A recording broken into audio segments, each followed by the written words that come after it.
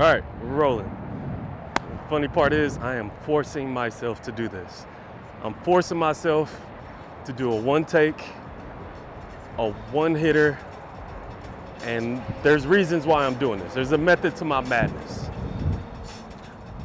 I just want to build confidence in my on-camera presence. If you don't know, I'm on camera a lot with my job at Kelley Blue Book, and it's time for a change. And this video is going to signify that change because a lot of the people that I look up to, like Mike Amusio, Jeff Glucker, Lynn Woodward, Joe Rady, the guys from TFL, Doug DeMuro, a lot of guys, and I'm leaving a whole lot of people out.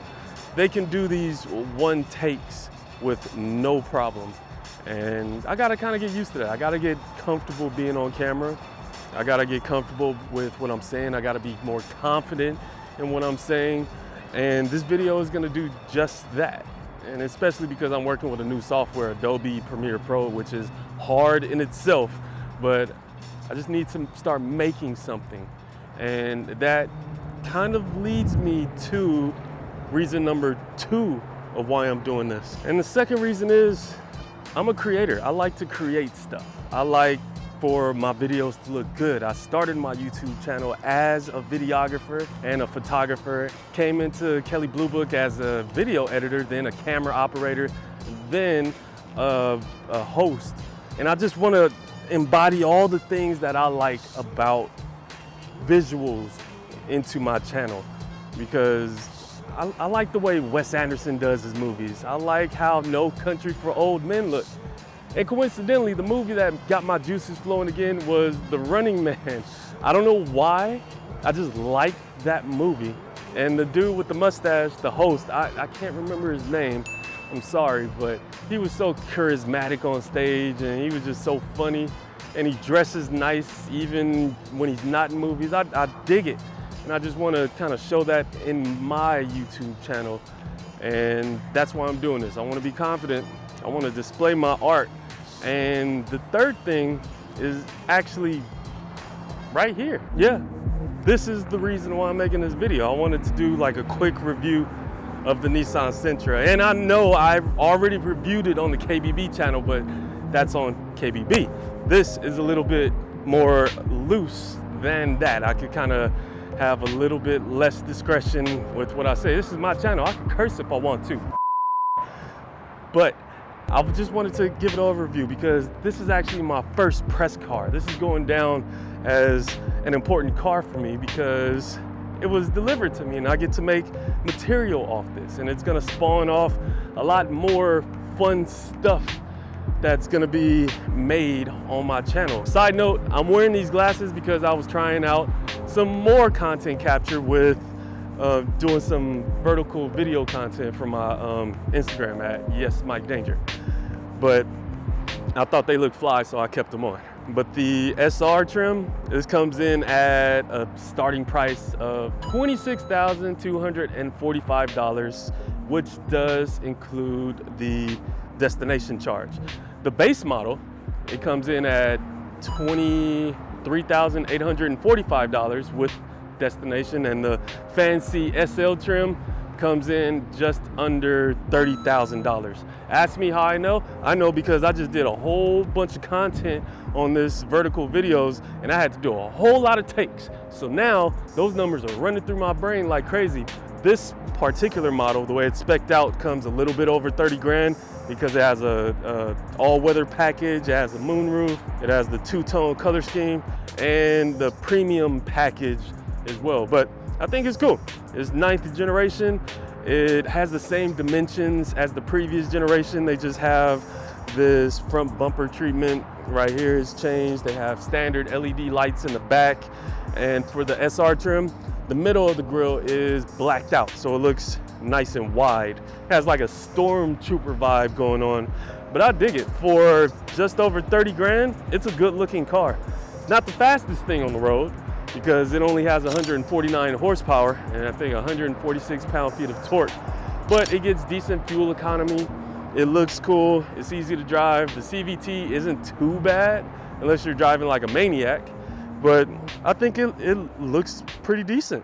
And I'm still pretty proud of myself because all these shots sequenced together are just one take, and I feel comfortable.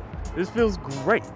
And coming to the back of this Sentra, it has the cool spoiler, it has this diffuser style rear bumper. And for this generation, they lowered this opening 50 millimeters and they've widened it so you can put in a 55-inch TV. And you can fold down the seats with these pull tabs back here. And it's a 60-40 split, but you gotta go to the second row to fold them down because I can't even reach back there. I'm 6'4" and I can't reach back there, which can be a testament to how much trunk space it has, which is a little over 14 cubic feet. But it looks cool. It has the fastback design, the two-tone color option. It's a good-looking vehicle, and I think it even looks good on the inside too. And I know I'm kind of speed running the hell out of this review, and I'm leaving a couple things out, like fuel economy. 30 miles per gallon combined.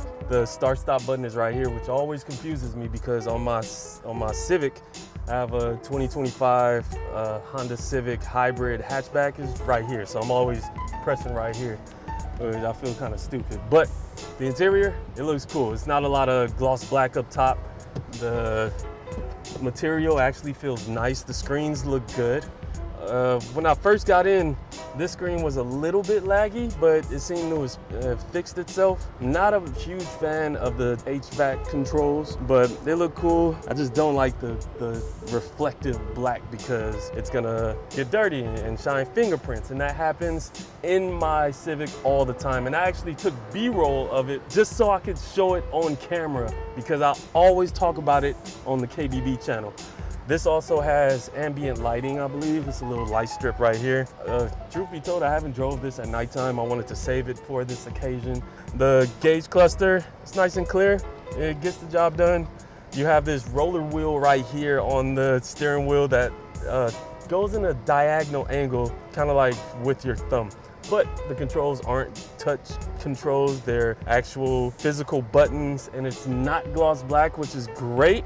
What's really cool is standard zero gravity seats front and rear, and these seats have always done me justice. They're comfortable, they look cool on this SR trim. I got a little bit of banana right here. I hope the press guys don't kill me for that. And this has two different levels of lumbar support. You have one level at the bottom and one at the top. It feels good. In the center stack, you get two USB-C ports. You have a cool shifter, and below it you have your drive modes. You're not gonna be driving crazy in this vehicle. I like that it's not a lot of gloss black in your high touch points. Your parking brake, auto hold, which I hate using auto hold. And you get some decent storage space in this center console. But for 30 grand, you get a sunroof, moonroof, whatever. And you even get, this is a class exclusive feature. It's an intelligent surround view monitor, and it's pretty much a bird's eye view from the top down, and you can see what's around your parking area so you don't bump into anything or pull forward too far.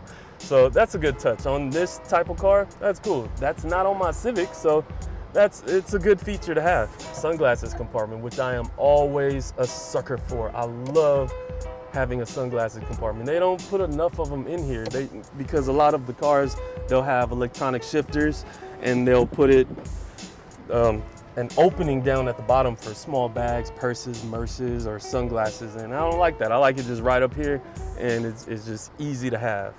But let's get on the road and just drive around, which is what this particular vehicle is good at, just getting around. It's no thrills. It's not gonna give you a sub 5 second 0 to 60 time.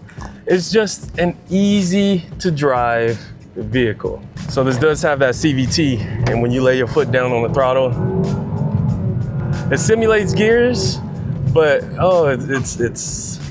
it drones on a little bit too long, and it's a little bit loud.